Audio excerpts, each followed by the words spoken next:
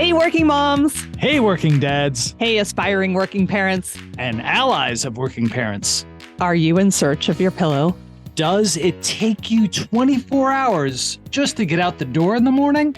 Are you the family ATM? Or the family Uber driver? Are you on a Zoom call for work while carpooling while also watching a practice? If so, welcome to our world, the Parents at Work podcast. I'm Lori. I'm Jason. We are married. And we have two wild and crazy redheaded boys. We're here to shine a light on the roller coaster ride that is working parenthood. I'm a healthcare lawyer and founder of a working parent community called Mindful Return.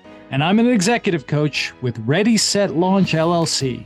I wrote a cool book called Relationships to Infinity. And I wrote a cool book called Back to Work After Baby. Hello and welcome back. In this series of episodes, we are excited to interview moms and dads in financial services. And Jason, you and I had a wonderful conversation with two fantastic dads in financial services. And today, we're really delighted to introduce you to two very talented moms. I also just have to warn everybody, Jason's a little under the weather. He's got a little frog in his throat, but we're happy you're here, Jason. Working on it. One vocal cord at a time. Exactly. Okay, so introducing you to our two guests today. First, we have Amie Patel, who's a partner at Elevar Equity, an impact investment firm, and she leads the firm's organizational and operating functions. Amie brings over 20 years of experience working in a variety of organizations with a focus on emerging market impact and ESG investing. She started her career as an M&A analyst and then spent a year in Nepal, bringing her to merge the two worlds into her current role. Amie has two daughters who are now 12 and 10 years old, and both of them are teaching her things about herself that she never knew. Welcome, Amie. We're glad you're here. And Jason's also going to introduce us to our other guest. Thank you, Lori. Yes, our second guest is Millie Schild, who's a managing director in the Industrials Coverage Group at Truist's Corporate and Investment Bank. She provides capital raising and corporate finance advisory services to industrial clients. She has significant experience in originating, structuring, and executing capital market transactions. And she works with her clients on financing, capital structure and allocation, risk management, and other financial services. Prior to joining Truist in 2022, Millie spent 16 years at Citigroup as a managing director in the Corporate and Investment Bank. She holds an MBA from Georgetown University and a BS in economics from the Wharton School at the University of Pennsylvania. And she's a mom to a 9-year-old daughter in 4th grade. Welcome, Millie. All right, so let's dig into this conversation. Millie and Amie, hello, welcome. We're so glad that you're both here. Let's start off with you, Amie. I would love if you would kick us off by just taking us on a path through your own personal working parent story. Thank you, Lori. Thank you, Jason. It's an absolute honor to be here. My personal work parent story. So I was fortunate to have my first child when I was working at the Soros Economic Development Fund, which had awesome maternity policies in place and an amazing healthcare and a great team that was very supportive. And so my becoming a mother for the first time, it was a great entry into this journey that we're on. But as my daughter as I started to go back to work, I had the wonderful joys of balancing her being at home with a nanny and me being at work and having to pick up my travel again because I travel a lot for work, and figuring out how to do pumping. Wasn't as open as it is today. This is 12 years ago. Pumping on planes, figuring out storage for my milk, all of those trials and tribulations. But then, we mastered it. And then as I got to thinking about number 2, I had changed jobs and worked for an investment boutique advisory firm, which did not have a maternity policy in place at the time. I was the first.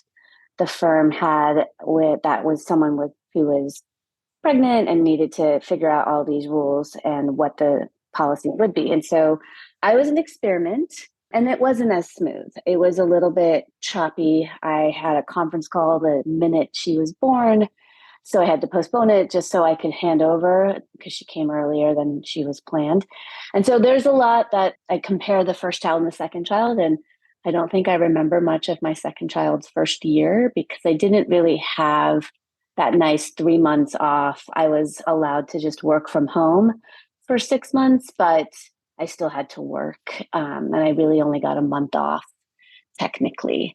And so, I learned through this process is that depending on the firm and the resources and what they can provide for you, the entry point into becoming a parent, it can be really wonderful or really challenging. And then that sort of sets the tone for the years to come on how you think about things and how we build things here at Elevar and what we do for our employees who want to be moms as well.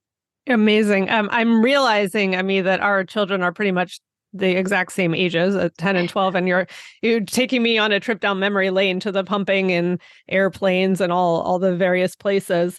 I appreciate that you were really being a trailblazer at the organization where you had your second child. Is there any advice that you would give to an organization that is truly experimenting with their first person going on leave or their first several?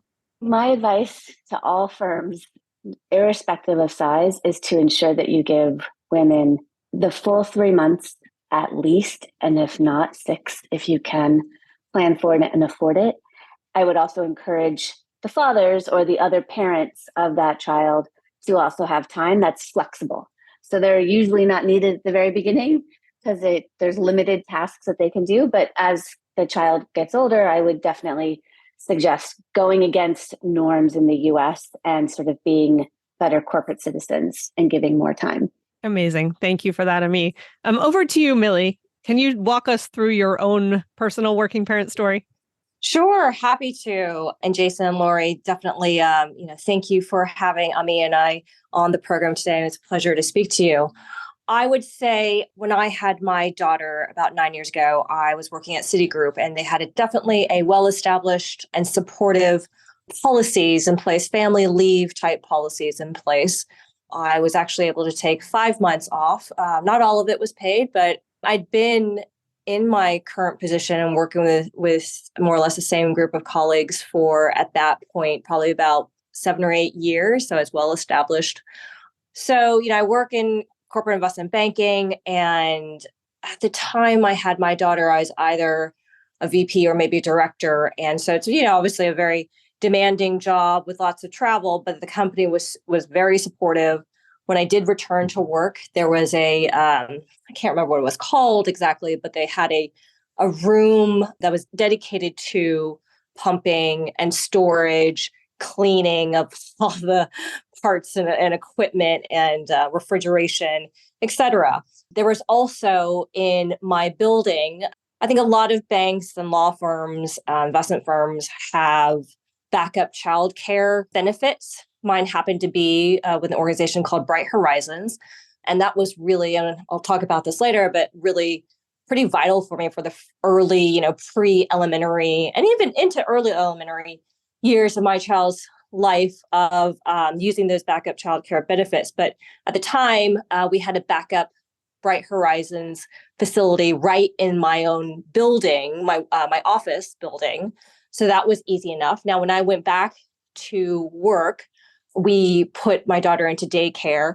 So she was there most of the time. Of course, there's going to be times when daycare is closed or for whatever reason. And eventually when she went to school, there are lots of school holidays you have to deal with. So I ended up using that quite a lot. I will also say that I originally started off in more of a traditional kind of 2 working parent family when my daughter was born in the first few years of her life. And my ex-husband and I managed daycare, drop-offs, pickups when I was traveling, et cetera.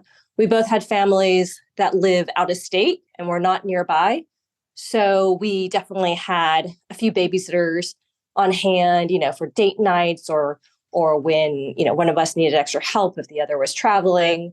Then after a couple of years, my ex-husband and I separated, and I actually then had sole custody, and to this day have sole custody of my daughter. And so that definitely, and then he eventually moved out of state for various reasons. So that was definitely a lot more challenging. Like I said, my work schedule is demanding and definitely requires travel at times. But basically, you just build up a village of support, whether it be babysitters, the backup childcare benefits.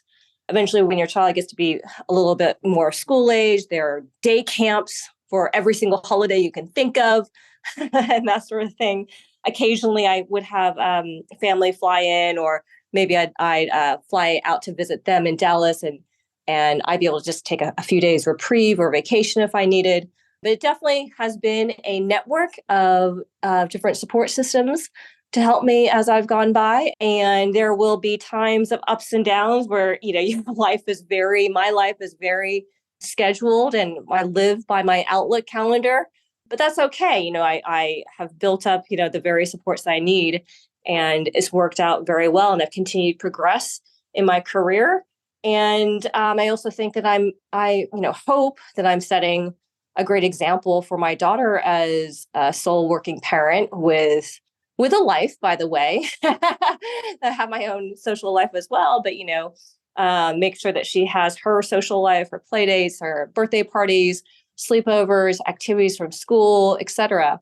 I'll also say and mention that prior to having my daughter, I actually had a first pregnancy that unfortunately ended a couple of years before having my daughter. First pregnancy that unfortunately ended up in a late term stillbirth. And, my work was very supportive. Again, I was able to take some time off and recuperate from that.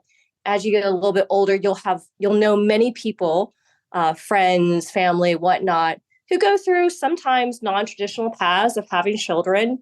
That's way more common than people realize, of people having miscarriages or having difficulties getting pregnant and or needing to go through surrogacy routes or IVF or other things.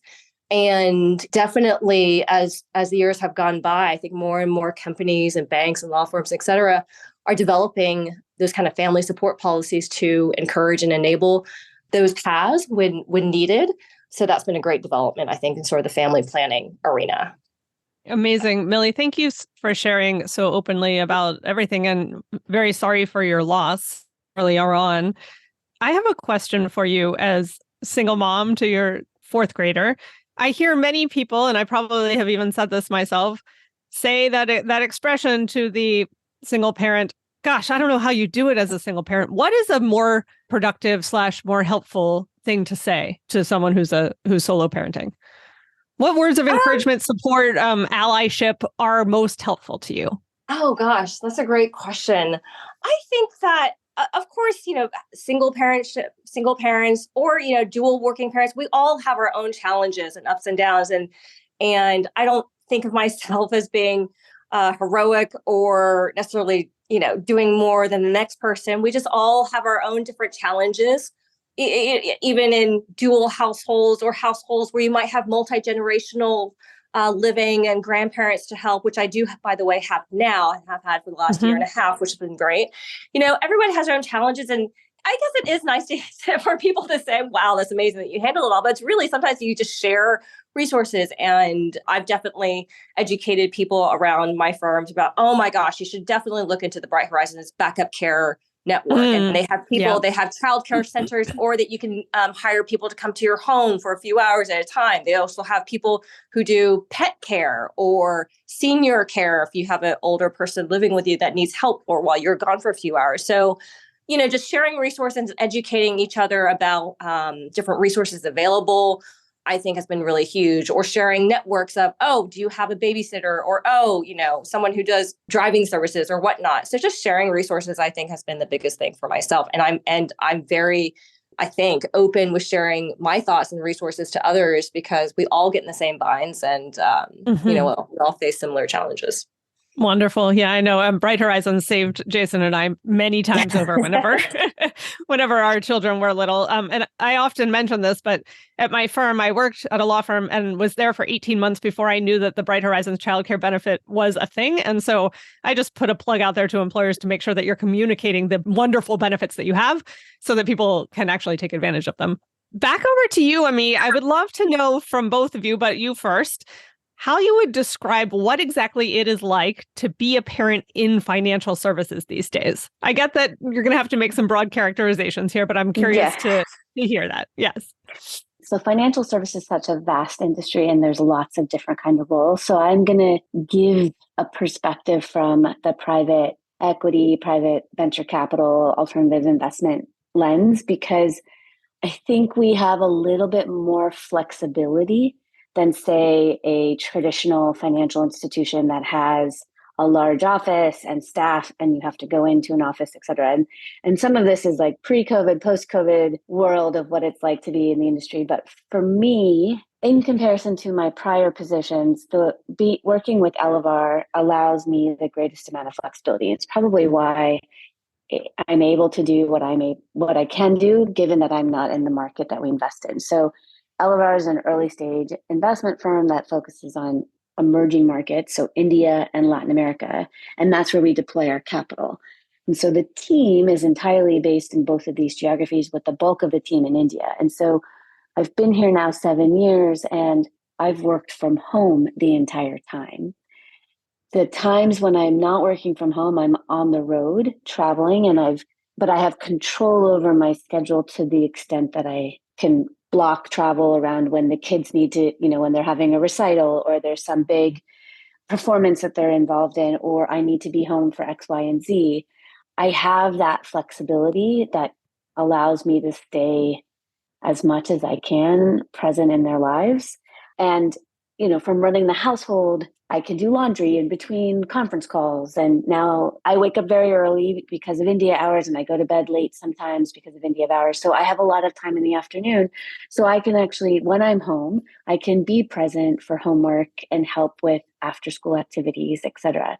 So my biggest challenge is when I travel, how do I manage the guilt? Because the kids obviously don't like it when a parent is away. How do I manage staying on top of their work and being present for them as much as possible? And those are the two biggest things that I'm constantly looking for answers for, because the ball is always in the air and the goalpost is constantly moving. And Amie, is there anything in particular that you have found most helpful, even if not 100% foolproof, in helping with that management of guilt and all the pieces moving around when you travel? Yeah. So it's funny. I recently, in the last 2 trips, I actually schedule on my calendar so no one blocks it, like schedules over it. I have to call my kids at this hour because of time difference. I'm in India. There's only so many slots in the calendar where I can catch them when they're not tired or running out the door to go to something. So that was one way for me to at least stay on top of the communication with them while I'm gone. And then luckily we have Google Classrooms, so I'm able to go in and see what they're doing at school.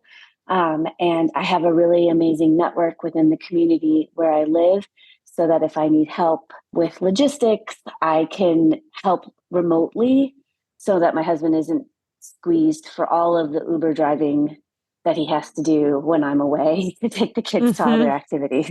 It is amazing how much we can do from afar. Yeah. Yes. It's being methodical, because I wasn't always a planner like that, with making sure I talk to my kids every day. Yeah, it's a matter of prioritizing that connection. And it sounds like when it gets on the calendar, it happens, which is a common phenomenon. And yeah, love that you found that as a solution. Sad that our calendars rule our lives, but yes. When the priorities make it on there, they actually happen. Yes. The Parents at Work podcast is proudly supported by 2 programs, Mindful Return and Ready, Set, Launch. For the past decade, Mindful Return has helped working parents succeed both at home and at work. If you're an employer, you know how much it costs to recruit a talented employee. Let Mindful Return help you avoid those high turnover and recruitment costs. With our asynchronous group programs for new parents, we help you retain your new parent colleagues who are returning to work after parental leave. We partner with over 100 employers and have proven retention data. Learn more and sign up for a free program demo at www.mindfulreturn.com/4-employers. That's www.mindfulreturn.com/4-employers. For more than 12 years, Ready, Set, Launch has been empowering high-performing executives, attorneys, and consultants to achieve their career and business goals. Are you looking to grow your professional services practice, engage your valuable networks, or advance your own career? Turn to Ready, Set, Launch for our interactive keynotes, engaging trainings, in both group and one-on-one coaching. We partner with Fortune 500 companies, AmLaw 100 law firms, global executive search firms, and professional and trade associations, among others. Learn more at www.readysetlaunch.net. That's www.readysetlaunch.net. Over to you, Millie. I would love to hear your characterization of what it's like to be a parent in financial services. Sure. Definitely I schedule certain things in my calendar, and the guilt thing is my number one issue for sure, especially, and it's different, with everyone's situation is different, but I feel it acutely because my daughter is a single child. And, luckily my mother lives with us now. So when I'm gone, grandmother has her, but I certainly, the guilt is a huge thing. I block off times in my calendar, not necessarily for calls every night, but I certainly, when I do travel, I speak to her every night, but I block off, I do the majority of pickups and drop-offs at school, and I block off that time in my calendar so nobody schedules a call. And the network of parents in the classroom, of the parents of the kids' friends in class is huge. Late last week, my daughter's best friend's mother was in a car accident suddenly, and they have 2 kids. So we're very, very close to their family. So I said, sure, I'll pick up both kids from school. I ended up having them over for a sleepover, and then they stayed until 9:00 the next night. And then we've been helping out with some of their activities. And I know that they've helped me out in the past before with pickups and drop-offs. And I think that they'll need some help for time to come. But yeah, you just lean on other parents for help when you need it. And then you pitch in, willingly, when you can, because, I believe it all comes around. Going back to the question of what it's like to be a parent in financial services these days, I actually, taking a little bit more of the financial services aspect of that, I find my job and everything that affects what I do to be fascinating. There are, things that go on every day in the macroeconomy and geopolitical events. They all affect my clients, affect the bank in every way, shape, and form. I find there's always different things to be talking to my clients about, whether there's quote unquote a live transaction or not. Currently, the high interest rate environment, which we think is going to kind of continue for a higher for longer type of interest rate for a while. Things that happened earlier this year in 2023 with some of the more regional banks, kind of the bank run environment, if you will, earlier this year, and how that affected the bank market. Things like what's going on in the commercial real estate market, the long ongoing war in Ukraine, what's happening more recently in Israel. This is all, in my opinion, like every single day, things that are happening and current events affect my clients and affect what I'm doing day to day. I find it all fascinating. My daughter has certainly heard her fair share of my conference calls and sometimes dropping into my virtual Zoom or Teams meetings sometimes. But I'd like to think she's sort of learning a little bit by osmosis and just getting a taste of some of the world events that are going on and how that's impacting what I do and the conversations I have with clients and colleagues. So certainly I'm very involved in all her day-to-day school and activities, and the guilt is my number one unsolvable, if you will, issue. But I really believe that having a strong working parent model is going to benefit her in the long run. And so, what it's like to be a parent in financial services or really in any industry, I think that you're hopefully serving as a great example to your child or children. You're a parent, but you're also, a contributor to society. You have things going on and a life going on that hopefully they see and may want to, grow up and model over the long run. Wonderful, Millie. We talked a lot in the Working Dad episode about exposing our children to the financial services worlds or whatever world we're engaged in, and how important that is for teaching them about the world and letting them see us in action. And it sounds like you're doing just that. It also sounds like you've found the right career, because you are that enthusiasm and passion definitely shines through, even just through your voice here. Before I pivot over to Jason, and because you both raised this, we're not going to conquer parent guilt in 5 seconds. And I just wanted to offer a reframe that a working mom coach named Lauren Gordon taught me over the past couple of years, which is when you are telling yourself that narrative, I feel guilty because I couldn't be there at pickup, or I feel guilty because I'm traveling, flip it around and say, I made this decision because. And it's a stronger way of sitting in the decision in a way that's validating and reminds you of why you made the decision that you chose so that your head doesn't go down that guilt spiral. So just a nugget there for one way to think about guilt and reframing it a bit. Over to you, Jason, for our next set of questions. Thanks, Lori. Thanks so much. And I love how you're reframing guilt. And I've just really enjoyed hearing both Millie and Amie talk about their personal experiences and their journeys as working moms in financial services, and in your own different ways, talking about the importance of networks.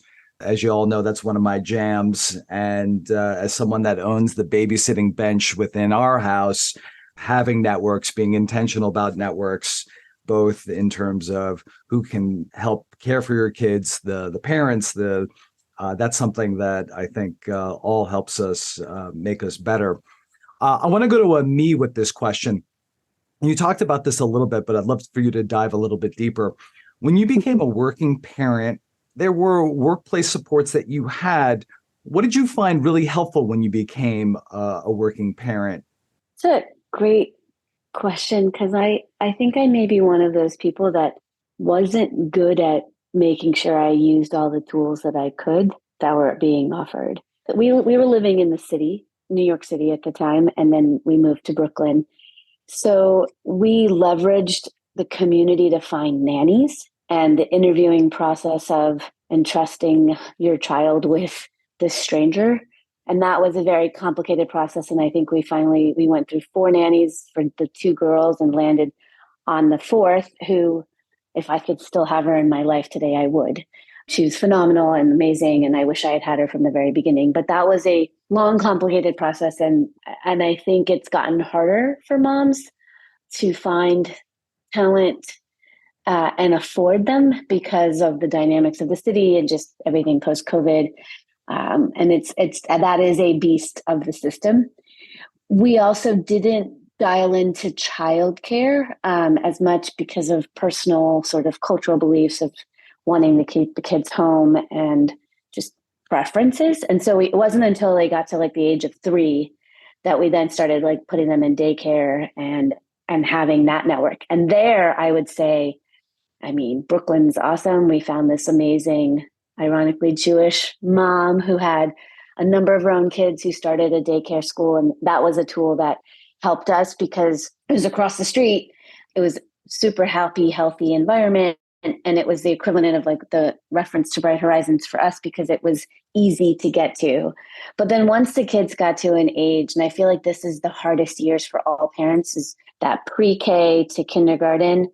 If you're not in a public school system and you're in a big city, it's a really competitive game of getting your kid into the right school and paying the price. And so that balance was hard for us. So we ended up leaving the city and moving out to New Jersey to ensure that we can get into a public school system and stay for the long run and not have to worry about our child's sort of trajectory from an education standpoint. Because playing the private school game in like a city like New York, it's really tough. And there are a lot of tools out there to help you navigate it, but it comes with a price. And I think that's the decision that we had to take at that point, which was, are we going to continue to play this game and pay, or just leave city life and live in the suburbs and live the suburb life, which has a lot of its pros and cons.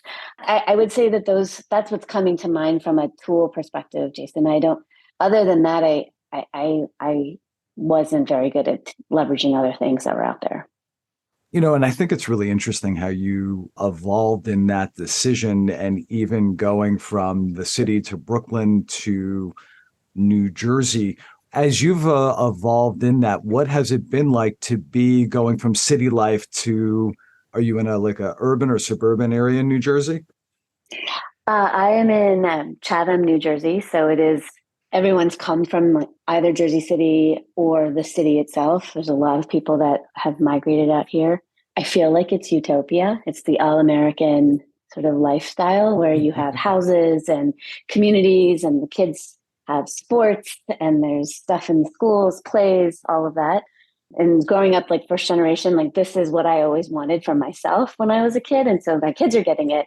But I will say that it was a tough adjustment for everybody in the house to leave city living and live in the suburbs. to the point I think my kids and my husband had an allergic reaction to the water in New Jersey because it's not as nice as New York. But now that we've been here for 5 years, they would love to go back to city life, but they would never want to leave their friends. So that community is here.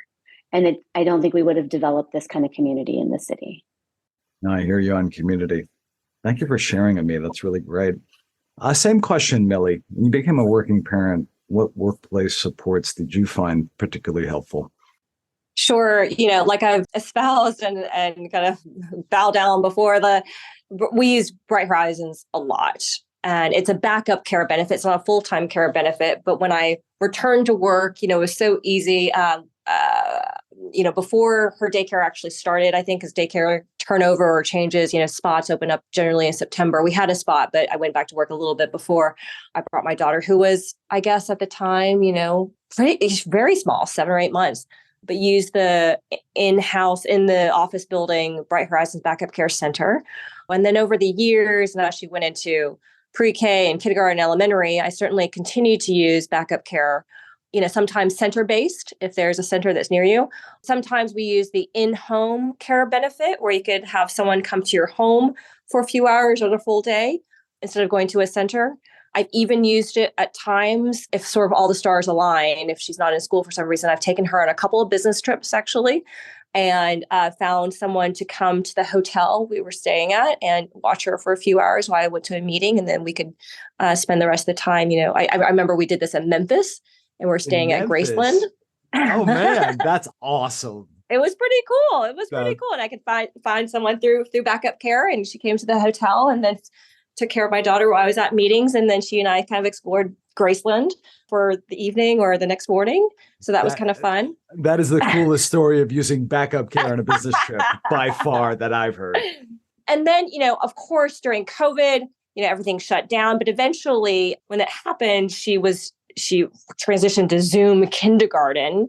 I remember in March of 2020, but, after sometime during latter half of 2020 or into 2021, backup Bright Horizons centers were opening back up, and they actually provided oversight for your children doing Zoom learning while at the backup Bright Horizons. So I would drop her off. There was one in Lower Manhattan. I would drop her off for the day. I would go to work, and they would actually supervise her and help her with tech support or whatnot, because she was, a first grader doing Zoom first grade, and she could do that at Bright Horizons while I went to the office or worked from home, depending on the situation. It was COVID and everything was rapidly, very fluent. But so I used Bright Horizons a lot. So that for me was really, really a huge workplace support for myself. I mean, that's amazing that Bright Horizons acted as tutors during virtual school. Yeah. I never even thought of that. Millie, let me stay with you. So what supports didn't you have, but you think other parents might benefit from, with 2020 hindsight? Something that I did not utilize, it wasn't, everyone, it was different things that work for different situations. I know that some parents during the height of COVID formed these small pods for school or for childcare. I ended up not needing to do that, but I know that was certainly a thing, especially in New York City, of these pods. Sure. And Amie probably and Jason, Laura, you probably remember them or hear of them. So I didn't need that or use that. I suppose that's kind of the biggest thing that came to me when I was thinking about this question. Amie, I don't know if there were other things that you thought of when thinking about this particular question. I felt like I was pretty well supported, and I was very fortunate. This is where the utopian life of Chatham living came into play. Hail to New Jersey. Yes. And thanks for sharing, Millie. And Millie, you said something that I think is really interesting, is that, you do what works for you and you do what works for your family. And that's what's important and what works at that moment in time. I want to turn to me with the next question. The career coach is coming out in me. Amie, when you think of middle school or high school or college, what was your first paying job? My first paying job. I actually worked in an acupuncture clinic of a friend of a family member. An acupuncture clinic? Yeah, back in the day in high school. And filled prescriptions and manned the phone. Wow. How did you get this job? Again, it was a friend of a friend, and their dad owned the clinic. And it was a much better job than, say, being a reception hostess at TGI Fridays, or I also did like clothing folding in the mall, one of those Oh. stores where you're one of those people that constantly keeps everything on hangers. At this acupuncture place, what did you think you learned about yourself? That, I have to dig deep on this one, but I think my parents owned a motel, so I grew up in a business. And I think what I learned about myself is I liked working in a friendly environment that didn't have hierarchy, that it was all hands on deck at all times. And so it was always all hands on deck at home, running the motel, chipping in. So I didn't think of that as a job. That was just life. But once I went to like this small business where they have clients and I have to be friendly and you have to, be courteous, but it's because it's their business. It's different than working at like a restaurant or a corporate or something like that. You just become a part of the business. And I think that if I dig, that's probably what makes me happy to be where I am at Elevar, because we're a small organization. There's only 25 of us, and we have a huge mandate, but it's all hands on deck at all times. Thanks for sharing, Amie. Millie, same question. What was your first job? So I was a host or hostess at a steakhouse in Plano, Texas called Steak and Ale. And I was 16 years old. I really liked it, actually, and had that for the rest of high school. I think from that, I just learned to be able to talk to people, get a gauge of people, kind of read people a little bit. And certainly, when things are busy and picked up, things like Mother's Day or Valentine's Day was a big, very busy time at the restaurant. And you learn to run around, you have to manage multiple things. You have to manage personalities of the wait staff, some of whom are going to be happy or unhappy with their seating or their tables or whatnot. You help in and pitch out, this table needs bread, run out to them, et cetera. One of the most interesting memories I have was when this happened a couple of times. I remember the first time it happened, somebody tries to bribe you to get to the front of the wait list during a busy holiday. And you're not, Oh my gosh.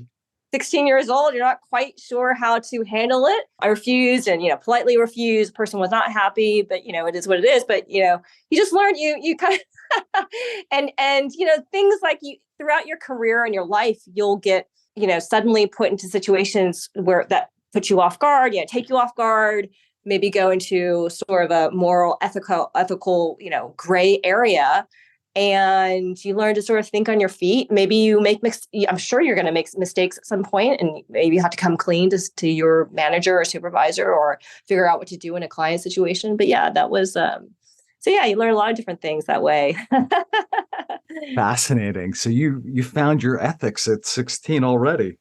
Well, I don't know, found them, but, I got to start examining them. And, I certainly wasn't, it's probably a lifelong event of learning how to navigate through gray areas. And then, with your children, working with them as they navigate through gray areas. That is a lifelong journey, and things that occur that the world and life is ever changing, ever evolving. And you see things on the front page of the Wall Street Journal that you never thought you'd see, and people acting and behaving in ways that you're like, wow. And so it's certainly interesting. Parallels are there. The parallels are there. Lori, I'll let you go. The next question. Millie and Amie, I love your responses. Yeah, Millie, I think you had an excellent segue into our next question, actually, which is, what skills do you think that you have gained through parenthood that are actually helpful to your career? We've talked about skills from your first job. We talked about skills that we're teaching our kids. Now, what skills is parenthood giving you that are useful in your financial services career? And we'll stick with you, Millie, and then we'll go to Amie. Sure. Happy to. Definitely, for me, parenthood has been an exercise in learning patience. I was not born with the most patient personality. Been a lifelong journey for me, but definitely since having kids and to be honest, over the course of personal relationships, work relationships, et cetera, you learn patience and maybe thinking of things from a different perspective, or trying to think through things from a different perspective. And how can I get to an outcome that works for me, works for everyone? And maybe I need to approach this issue in a different way that makes sense to that other person or other child from their perspective. So for me, many skills I've been learning and continue to learn through parenthood, but my number one is patience. Love that. And creativity for sure. Amie, over to you. So I'm going to have to agree with Millie. I do think my number one skill that I've learned from my kids, and they're constantly teaching me, is patience. But I will add, and I'm sure Millie has this too, which is communication skills. I manage and oversee a fairly large team of very diverse personalities, everyone and like different cultural backgrounds. And we have lots of different forms of communication. And the overall effectiveness is how we all can communicate with one another and hear and listen to one another. And I'm sort of sit at the center and ensure that that glue exists. I feel I play the same role at home.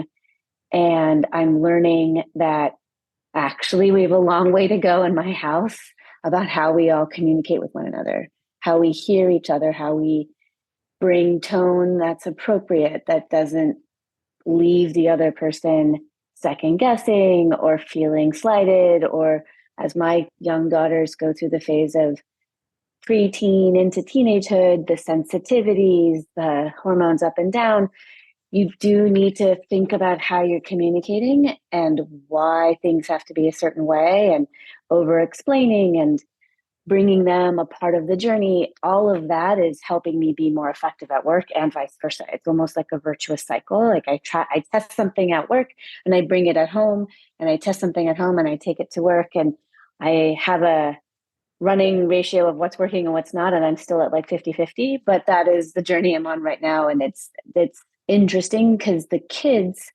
both of my daughters, are so different that you have to change your style. You can give the same message to both of them, but you have to do it in a different way to have the same result. And that in itself is like, right, I have to do that for my team as well, because the partners need a certain explanation and then the team needs it. They don't have context, and et cetera, et cetera. And so communication has been a continuous journey. Yes, and it sounds as though each place is the perfect training ground for the other, right? Work is the perfect training ground for home, and home can be the perfect training ground for work. Yeah. Yes, if you allow the signals to come to you. Yes. Okay, we are almost at the end here, but we have 3 quick rapid fire conclusion questions for you. And I'll stick with you, Amie, for this first of our final rapid fire questions. With 20/20 hindsight, what piece of advice would you give yourself when you became a parent? To not stress the small stuff. The kids will get there, and you don't need to worry about it. Exactly. Yeah, somehow, some way they will get there. Okay, second rapid fire question. What's the number 1 book that has influenced your parenting journey? Amie.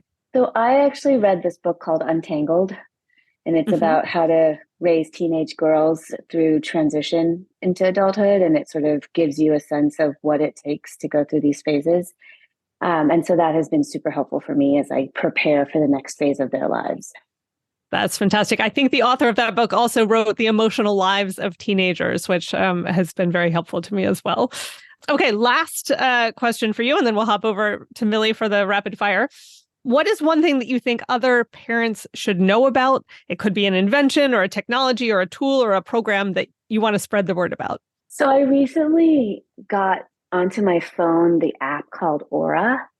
And it's like Aura and Circle. So Circle was more focused on kids, and Aura is like just overall cybersecurity. I have had to take on the technology hat for my firm. And so now I'm like cybersecurity and protection and just all of those kinds of things that you need. And as we continue with the constant battle of the right balance of technology with kids, this is an enhanced offering that's not Apple focused or Android focused. It allows you to be nimble between whatever device you have, but it allows you to control and set standards and set limits and watch and monitor what the kids are doing on their devices, so that at least you know, and you can get rid of that voice in your head that tells you that you're an awful parent by allowing them to be on their device for so long. Awesome. We will put that in show notes and look into it. Thank you for the tip there, Amie. Anything to drown out that voice. Millie, over to you. What piece of advice would you give yourself when you became a parent? Yeah, my number one piece of advice would be to give you, your family, your kids, your partner, give yourselves a break.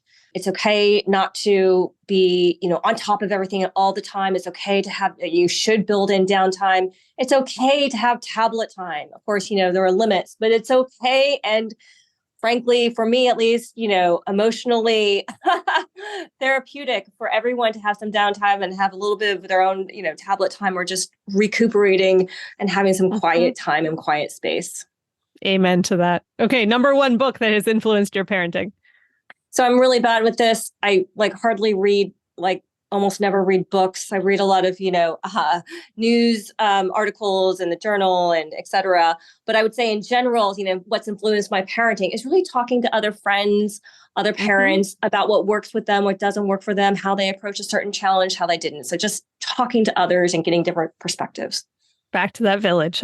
Absolutely. Okay. And then finally, what's one other tool or thing or technology or service that you think other parents should know about? So I'm a big fan of using Alexa. My daughter does not have her own phone or Apple Watch or anything like that. And so when I'm traveling, she can call me. I can drop in through the Alexa in multiple ways. We set her alarm clock via Alexa. I'm a big fan of Alexa. Of course, there are, things and limits and parenting kind of limitations that you need to put to that. But I'm a big Alexa fan personally, especially when you're traveling and your child is not old enough to have their own phone or connected device yet. Nice. Thank you for that tip. Awesome. Millie, Amie, thank you for sharing this time with us. We're so happy to hear your stories and be able to share them with everyone. Jason, anything you want to add? Just so pleased that both of you could share your honest stories. And I've learned something new. So thank you, Amie. Thank you, Millie. You are amazing working mom leaders. Thank you both. Thank you. Thank you.